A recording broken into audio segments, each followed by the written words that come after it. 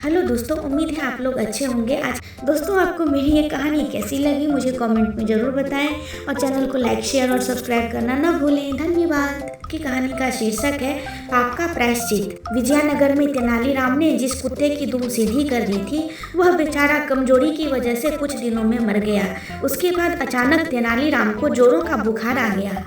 एक पंडित ने घोषणा कर दी कि तेनालीराम को अपने पाप का प्रायश्चित करना पड़ेगा, नहीं तो उन्हें इस रोग से छुटकारा कभी नहीं मिलेगा। तेनालीराम ने पंडित से इस पूजा में आने वाले खर्च के बारे में पूछा तो पंडित जी ने उन्हें 100 स्वर्ण मुद्राओं का खर्च बताया।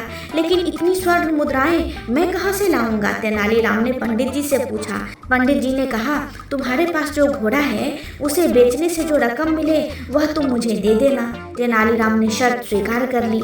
पंडित जी ने पूजा पाठ करके तेनालीराम के ठीक होने की प्रार्थना की। कुछ दिनों में तेनालीराम बिल्कुल स्वस्थ हो गए, लेकिन वह जानते थे कि वह प्रार्थना के असर से ठीक नहीं हुए बल्कि दवा के असर से ठीक हुए हैं। तेनालीराम पंडित जी को साथ लेकर बाजार गए।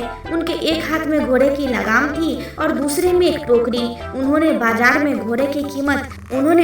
में जाकर घोड़े की कीमत तो 1 आना बताई, लेकिन उस टोकरी की कीमत 100 स्वर्ण मुद्राएं बता दी। इसी बीच एक आदमी वहां आया। उसने तेनालीराम से उस घोड़े को और उसके साथ वह टोकरी भी खरीद लिया। अब तेनालीराम ने पंडित जी की हथेली पर 1 आना रख दिया जो घोड़े की कीमत के रूप में उन्हें मिला था, और 100 स्वर्ण मुद्राएं उन्होंने अपनी जेब में डाल दी और वहां से चलते बने। पंडित जी कभी अपनी हथेली पर पड़े सिक्के को तो कभी जाते हुए तेनालीराम को देख रहे थे।